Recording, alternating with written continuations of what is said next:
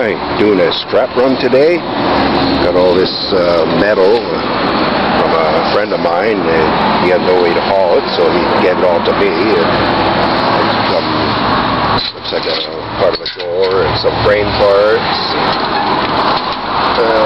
brake pedal, other miscellaneous items, a little bit of wiring, steering box.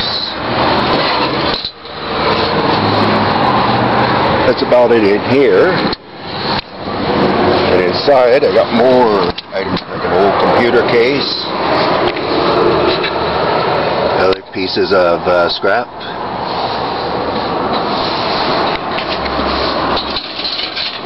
the little tins, a hubcap. That's about it, so take it in and see how much you're going to get for all this junk. Okay, have a good day. Bye for now.